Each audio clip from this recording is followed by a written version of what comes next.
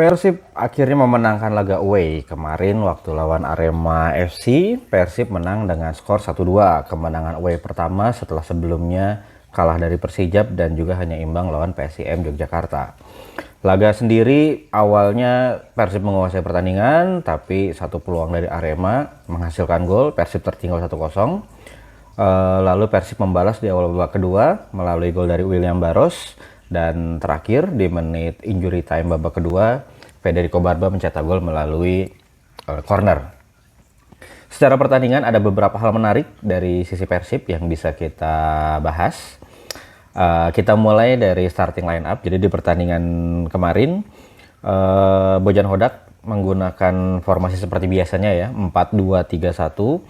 Namun ada beberapa pemain yang mengalami perubahan posisi. Jadi ya karena di Persib banyak pemain yang versatile ya. Jadi di beberapa posisi itu mereka bisa.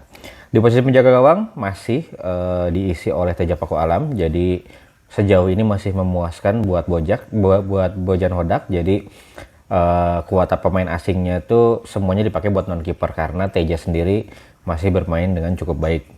Lalu 4 di belakang, di kanan ada Kakang untuk memenuhi regulasi U23. Lalu di back tengah ada duet Julio Cesar dan juga Patricio Matricardi. Lalu di kiri ada Eliano Reinders. Ini juga posisi yang berbeda ya. Di pertandingan sebelumnya Eliano itu bermain sebagai attacking midfielder pada saat melawan Lion City Sailor. Lalu di tengah karena Luciano Guaicochea dan juga Mark Locke tidak bisa tampil. Mark Locke karena cedera, Luciano karena kartu merah. Jadi tengah itu diisi oleh Tom Haye sebagai deep lying playmaker dan juga untuk box to boxnya diisi oleh Franz Putros. Putros yang biasanya di posisi pada saat lawan LCS kemarin dia di bek kanan. Nah karena sekarang di tengah ini lagi nggak ada nih pemain yang bisa buat jadi box to boxnya. Dan di kanan juga masih dipakai Kakang ya untuk regulasi U23, jadi Franz Putros di tengah sama Tom Haye. Lalu di kanan masih sama ada William Barros, di kiri ada Sadil Ramdhani, nah di tengah ada Beckham Putra. Jadi posisi baru juga buat baru maksudnya di Persibnya ya. Biasanya Beckham ada di wing kiri, di penyerang sayap kiri, sekarang sebagai attacking midfielder center. Dan mainnya juga lumayan bagus di situ, nanti kita bahas lebih lanjut. Dan di posisi striker masih dipercayakan ke Ramon Tangki ya. Jadi 4-2-3-1 masih khasnya Bojan, tapi ada pergeseran posisi yang menarik walaupun tidak mengejutkan juga karena seperti Putros memang pernah juga main di defensive midfielder, Eliano juga di kiri, dan Beckham juga sebenarnya dulu di juniornya juga banyak main di situ sebenarnya ya di posisi nomor 10. Nah, yang pertama yang bisa dibahas adalah di babak pertama itu terlihat kekurangan Persib itu adalah di sisi penyerangan sayap kanan. Jadi pada saat menyerang Persib itu senjatanya banyak sebenarnya. Jadi yang pertama karena Tom Haye punya long pass juga yang bagus, jadi bisa menggunakan direct pass dari Tom Haye atau dari melalui sisi sayap juga. Di kiri ada kombinasi Eliano dan Sadil Ramdhani ya. Jadi biasanya sih Sadil Ramdhani lebih masuk ke arah half space, lalu yang menyisir sisi lapangannya adalah Eliano. Nah di kanan itu William Barros dan juga Kakang Rudianto. Nah di sini perlu sedikit catatan adalah dari sisi Kakangnya, dari sisi penyerangannya ya. Kalau waktu lawan LCS kemarin kan di kanan itu Putros ya. Itu kelihatan di beberapa momen itu Putros itu bisa overlap dengan timing yang bagus untuk menerima diagonal pass dari Lucho atau dari Klok pada saat itu. Dan juga kombinasi sama William Barrosnya itu ada variasi lah. Jadi ketika William Barrosnya ke half space, Putros yang masuk, atau sebaliknya ketika Putros yang inverted, Barros yang di pinggir. Nah di pertandingan kemarin lawan Arema itu kelihatan Barros itu nggak ada temannya. Jadi Kakangnya itu kurang support dalam melakukan penyerangan ya, walaupun kita tahu ya memang Kakang itu sebagai bek kanan lebih banyak fokus ke defensifnya sebenarnya. Dia bukan bukan bek kanan yang suka overlap lah sebenarnya ya. Bisa jadi juga karena instruksi pelatih atau bisa jadi juga karena ya Kakangnya yang belum pede lah istilahnya. Takut salah dan ya seperti itulah ya. Jadi ada beberapa momen di mana William Barros itu sendirian di di belakang. Atau ada juga momen di mana ketika Barros dan Ramon Tanque itu switch, jadi Barros yang jadi penyerang dan Ramon yang ke kanan, itu ada momen di mana Ramonnya itu nggak ada temen, jadi Ramonnya udah bawa bola. Biasanya enak tuh kalau ada yang bek kanannya overlap, jadi untuk bisa mengecoh si bek sayap lawan juga, karena kemarin Ramonnya cuma sendiri, jadi ya bek sayap ya gelandang bertahan dan ada bek juga, itu fokus aja ke pergerakannya Ramon. Terus selain buat membantu penyerangan juga sebenarnya ketika right back maju itu atau ya back sayap maju itu bisa juga untuk pada saat kehilangan bola untuk segera counter press atau ya misalkan ada bola mantul untuk second ball-nya. Nah kemarin Kakang kurang tuh di situ. Nah itu juga di babak kedua makanya langsung diganti, Kakang diganti oleh Adam Alis. Adam Alisnya ke tengah, Frans Putrosnya balik ke kanan, dan itu terlihat lebih hidup lah, lebih ada serangan dari sisi kanan. Itu yang pertama. Yang kedua yang bisa jadi catatan dari pertandingan kemarin adalah uniknya nih ya, Bojan menggunakan wide target man. Kalau saya sih ingatnya dulu kayak Mandzukic waktu di Juve. Jadi penyerang yang punya postur tinggi itu ditaruh di penyerang sayap gitu. Fungsinya apa?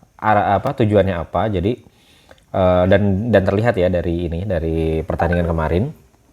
Jadi kalau si penyerang itu ditaruh di sayap, biasanya yang akan melakukan man mark kepada dia adalah back sayap. Termasuk dalam ketika ada duel-duel dari crossing atau dari diagonal pass dari tengah. Itu biasanya kan kalau yang di tengah itu adalah back tengahnya itu ngejaga si striker sama menjaga zonal di tengah, di depan gawang itu biasa dijaga oleh back tengah. Nah di pinggir-pinggirnya itu kan dijaga sama back sayap. Jadi ada beberapa momen di mana kemarin itu Ramon Tanque duelnya sama Bayu Setiawan ya, back kanannya Arema, dan itu jelas Ramon menang postur. Sebenarnya udah mulai dicoba dari babak pertama. Ada satu momen di mana diagonal pass dari Tom Haye, jadi ada kombinasi kombinasi dari Beckham dan Barros kalau nggak salah ya, melepaskan Haye tanpa penjagaan. Akhirnya Haye dengan leluasa melakukan crossing diagonal. Nah di situ Ramon lagi tukeran posisi itu, jadi dia lagi ke kiri. Nah dia duelnya sama Bayu Setiawan, dia menang duel, cuma sayangnya sundulannya kena mistar. Nah di babak kedua itu semakin dioptimalkan lagi tuh sama Bojan. Jadi Sadil diganti sama Andrew Yung. Nah, jadi posisinya Andrew Yung di depan, di penyerang sayap kirinya Ramon Tanque, dan di kanannya William Barros. Itu dua-duanya sama-sama bisa jadi wide target man tuh. Jadi kalau ada crossing dari sebelah kanan atau diagonal pas dari sebelah kanan, Ramon tuh pasti duelnya sama Bayu Setiawan, dan itu kemungkinan dia menang itu tinggi. Ada beberapa momen di mana Ramon duel sama Bayu Setiawan dan dia menang gitu ya. Begitupun sebaliknya di sisi kiri pun Barros duelnya sama Johan Alvarizi, walaupun kalau sama Johan sih masih ya perbedaan posturnya nggak kayak Ramon dan dan Bayu Setiawan tadi gitu. Nah itu menarik nih, jadi bisa jadi senjata Persib juga. Jadi dan Ramon pun bukan cuma buat nerima bola, kelihatan ya ketika kemarin dipakai di penyerang sayap kiri pun mobilitasnya dia, terus sebagai penyerang sayapnya pun sebenarnya bisa gitu. Nah tapi kalau dilihat tujuan utama kenapa Bojan masang si Ramon di kiri itu adalah untuk sebagai wide target man itu. Jadi bola-bolanya sengaja diarahkan ke tiang jauh, dan di sana yang duel adalah Ramon melawan Bayu Setiawan atau William Barros lawan Johan Alvarizi ya. Ada momen juga di mana crossing Ramon ke arah tiang jauh, di sana ada 3 pemain Persib lawan 1 pemain Arema, satunya Johan Alvarizi, 2-nya itu Barros sama Putros ya kalau nggak salah. Nah bolanya memang nggak dieksekusi dengan sundulan, tapi jatuh ke kaki pemain ketiga Persib yaitu Beckham Putra. Nah Beckham Putranya melakukan shoot, sayangnya kena tiang juga. Jadi memang secara langsung belum menghasilkan gol ya proses si wide target man ini, tapi serangan berbahayanya bisa dari situ, dan itu bisa jadi satu lagi senjata dari Bojan Hodak. Yang berikutnya kita bahas tentang posisi Beckham di nomor 10, gimana nih, bagus atau enggak. Nah kalau dari pengamatan pertandingan kemarin kelihatan bahwa Beckham itu bisa dipakai di posisi nomor 10, karena terlihat sepanjang pertandingan kemarin bagaimana dia bisa terus berupaya menjadi opsi umpan pada saat build up. Jadi pada saat Persib melakukan build up di belakang itu Beckham itu selalu mencari posisi nih. mencari posisi kosong, menjadikan dirinya sebagai opsi umpan. Selain itu dia juga bisa melepaskan diri dari pressingnya Luis Gustavo. Jadi dia kan sebagai attacking midfielder ditempel terus sama Luis Gustavo, defensive midfieldernya Arema. Di beberapa momen ada di mana dia bisa mengecoh Luis Gustavo dan memberikan space untuk dia sendiri. Terus dia berkreasi bisa dalam artian dapat bola, dia rubah arah, atau intinya dia memprogresikan bola itu untuk bisa ke depan dan menjanjikan nih Beckham sebagai pemain nomor 10. Nah, ini juga bisa jadi opsi buat Patrick Kluivert nih ya. Mungkin opsi lain selain Ricky Kambuaya untuk di posisi pemain timnas, karena kelihatan secara visi bermain pun Beckham bagus di posisi nomor 10. Itu juga gol Persib itu juga terjadi karena ada andil Beckham juga, karena pada saat awal serangan di mana itu kan transisi bertahan ya. Transisi menyerang. Jadi pada saat Arema kehilangan bola, Dalberto mau memberikan umpan tapi dipotong oleh pemain Persib, oleh William Barros. Nah, Beckham ini bisa aja dia langsung sprint ke depan gitu ya. Nah, tapi dia melihat dia scanning dulu, dia akhirnya memperlambat larinya. Jadi Luis Gustavo nih yang tugasnya menempel dia itu langsung lari ke belakang karena untuk menjaga shape-nya Arema ya, shape pertahanan Arema. Nah, Beckham itu malah memperlambat larinya. Dia istilahnya mencari space kosong, dia membebaskan dirinya sendiri. Dia meminta umpan kepada William Barros. Nah, dia udah dapat bola dan dia melakukan progresif pass, dia melakukan umpan terobosan ke Andrew Yung. Itu juga diapresiasi keberaniannya dia, dan eksekusinya pun sangat bagus, karena mungkin kalau pemain yang pengen nyari aman gitu ya, dapat bola di titik itu mungkin akan ngumpannya kan di sebelah kiri ada Ramon Tanki ya, itu kosong tanpa penjagaan, umpannya udah pasti bakal nyampe ke Ramon ya, umpan yang biasa aja nyampe ke Ramon, tapi peluangnya tidak akan seberbahaya kalau yang Beckham eksekusi ini. Jadi di eksekusi dia umpan di antara dua pemain Arema, umpan terobosan ke arah larinya Andrew Yung. Andrew Yung-nya bisa menerima bola, langsung dia cutback ke belakang dan disambar oleh William Barros. Nah, gol Persib ada andil dari Beckham juga, baik itu kemampuan dia untuk mencari space, mencari posisi, maupun eksekusi dia, final pass dia untuk menjadi peluang bagi Persib. Jadi patut diapresiasi buat Beckham, penilaiannya bagus, namun ya sayang nggak lama ya Beckham bisa sebagai attacking midfielder karena ada kejadian di mana Frans Putrosnya kartu merah dan Bojan Hodak mengambil keputusan untuk mengganti Beckham, digantikan sama Federico Barba ya. Jadi main dengan 4-4-1 yang kemudian menjadi 4-4-1-nya juga dalam bertahan jadi 5-3-1 sebenarnya, karena William Barrosnya kan fasih ya dia juga untuk bisa bermain sebagai wingback. Jadi William Barrosnya di bek kanan, lalu Eliano-nya jadi 3 bek bersama Eliano, Julio Cesar, sama Matricardi. Dan di kiri ada Federico Barba ya. Seperti itu. Nah, ini juga patut dipuji juga insting dan timingnya Bojan Hodak nih dalam posisi gitu kan. Pada saat babak pertama selesai, masuk babak kedua, dia langsung 2 pergantian. Yang pertama Adam Alis menggantikan Kakang Rudianto, sama Andrew Yung menggantikan Sadil. Nah, ketika Frans putus kartu merah, dia cuma ambil 1 nih. Beckham digantikan oleh Federico Barba. Dia masih punya dua pergantian lagi. Nah, timingnya dia dalam melakukan pergantian pemain juga patut dipuji. Kalau dia kan kartu merahnya Frans Putus itu sekitar menit ke 60-an ya. Kalau dia terlalu cepat juga menggantikan, kan di sana masih ada 3 penyerang ya, Andrew Yung, William Barros, dan juga Ramon Tanki. Walaupun William Barros bertindak sebagai back, tapi tetap aja dia juga kalau ada penyerangan sih dia nyerang-nyerang juga gitu. Nah, secara nggak langsung itu memberikan tekanan psikologis kepada Arema. Arema pun nggak bisa langsung full nyerang gitu, karena Persib masih punya 3 striker nih. Kalau misalkan mereka lengah dikit, Ramon Tanki punya kecepatan, William Barros punya kecepatan, Andrew Yung juga bisa buat nahan bola. Itu berbahaya buat Arema. Akhirnya Arema walaupun menguasai pertandingan, tapi nggak bisa all out attack juga sebenarnya. Nah, baru Bojan itu melakukan pergantian itu di menit 85, sekitar 85 udah mau selesai. Baru dia ganti Ramon Tanki, dan William Barros dia ganti dengan William Marsilio. Dan juga satu lagi itu Robby Darwish dia ganti. Jadi Robby Darwishnya di kanan, terus 3 backnya itu Barba, Julio Cesar, sama Matricardi. Di kirinya Eliano. 5-3-1. Di tengahnya ada Tom Haye, William Marsilio sama Adam Alice. Satu di depan ada Andrew Yung. Nah itu juga ya menarik juga sebenarnya. Kalau Robby Darwish oke, dia untuk memperkuat pertahanan.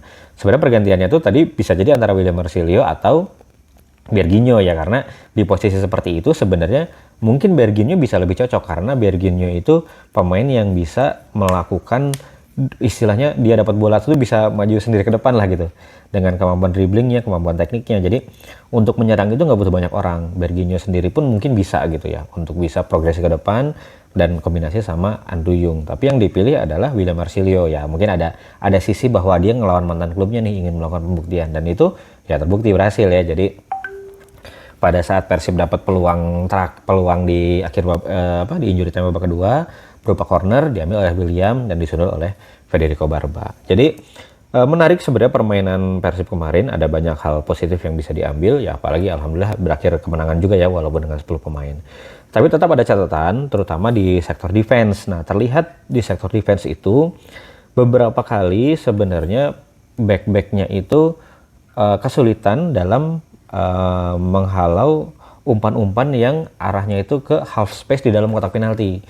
Nah, jadi ada apa ya? Jadi antara apa ya, istilahnya koordinasinya itu belum sempurna gitu. Jadi antara main offset trap atau jangan nih, itu masih agak ragu juga. Dia di beberapa momen ada di mana gap itu tercipta. Jadi penyerangnya diarahkan, pemain Arema itu menarik ke arah kiri semua gitu ya.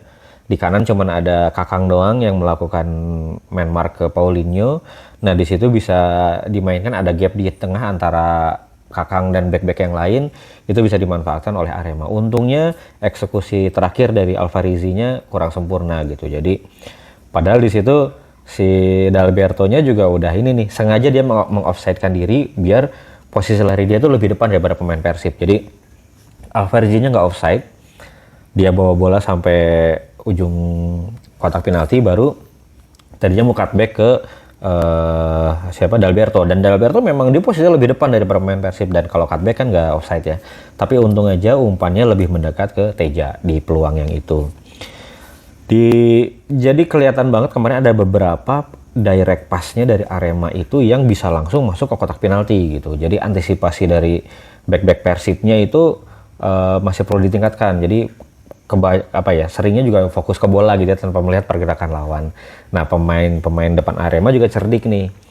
Dia tahu ya, mungkin sering dipakai di latihan juga ya, pada saat kapan dia akan lari ke half space kotak penalti untuk menerima bola. Jadi nggak offside, dan itu berbahaya. Ada beberapa peluang yang seperti itu. Salah satunya itu yang Tejanya sudah berhasil dilewati, tapi tendangan dari striker Aremanya berhasil diblok oleh Matrikardi, padahal Tejanya udah nggak di gawang gitu. Terus ada juga dalam situasi serangan balik, back Julio Cesar dan Adam Alice juga terlambat melakukan track back ke belakang. Itu juga perlu jadi perhatian Bojan tuh. Jadi, dan arahnya itu sama, umpan diagonal dari sisi sayap ke arah half space kotak penaltinya Persib, dan itu pemain Arema yang dapat. Nah, area itu tuh kan area-area berbahaya ya kalau dari kotak penalti, apalagi half space dan depan gawang itu adalah area yang sangat berbahaya. Jadi beberapa momen itu terlihat, termasuk juga golnya Arema sebenarnya dimulai dari situ, dimulai dari umpan diagonal dari sayap ke arah half space. Pemain Persibnya kalah cepat sama striker Arema, Puleyo ya. Dia umpan balik ke Paulinho, dan Paulinho melakukan crossing yang pas tuh ketemu kepalanya si Blade, dan sundulannya pun bagus, posisi sulit tapi bisa diarahkan ke pinggir ya. Teja juga nggak salah ya, udah memang bolanya sulit, terjadilah gol. Nah, itu yang perlu jadi catatan sama tim pelatih, utamanya dari sisi pertahanan. Gimana mungkin ada satu yang jelas komandonya siapa di belakang ketika mau offset trap itu seperti apa. Ya itu catatannya. Jadi dari pertandingan Persib kemarin ada beberapa hal menarik ya.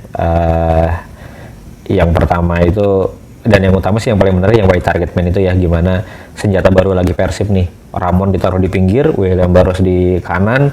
Wah, itu di tengah misalkan Tom Haye, Luciano, Klok itu mau diagonal pass itu enak banget, karena Ramon dan William Barros akan duelnya itu sama back sayap yang biasanya secara postur nggak tinggi gitu. Ketimbang kalau direct pass itu ke dalam kotak penalti, wah itu udah sasaran empuknya back lah untuk dihalau gitu. Jadi bisa diarahkan dulu ke pinggir, Ramon atau Barros duel, bisa eksekusi langsung ke gawang atau dikirim lagi ke tengah. Nah kalau udah posisi crossing yang bola kedua gitu tuh lebih sulit biasanya dihalau oleh back lawan gitu. Itu yang berikutnya juga nilai bagus lah buat Beckham di posisi nomor 10-nya itu menjanjikan lah untuk jadi opsi Bojan Hodak juga ya, dan buat timnas juga sebenarnya. Dan yang ketiga mungkin yaitu catatannya dari sisi bertahan, terutama dalam menghadapi bola diagonalnya Arema ke arah half space ya, dan banyak juga tim-tim di Liga 1 yang pakai strategi itu gitu, umpan ke half space. Nah kalau tidak segera diantisipasi ya berbahaya juga nanti untuk pertahanan Persib. Untung di pertandingan Arema kemarin ada beberapa shoot yang masih bisa di save oleh Teja, ada yang bisa walaupun bola masuk ke half space tapi berikutnya bisa dihalau oleh Julio Cesar atau Matrikardi juga atau Barba juga. Nah tapi kedepannya kalau itu bisa diminimalisir itu tentunya lebih baik. Oke, itu aja analisis untuk Persib melawan Arema. Kita nanti analisis lagi pertandingan-pertandingan lainnya. Terima kasih.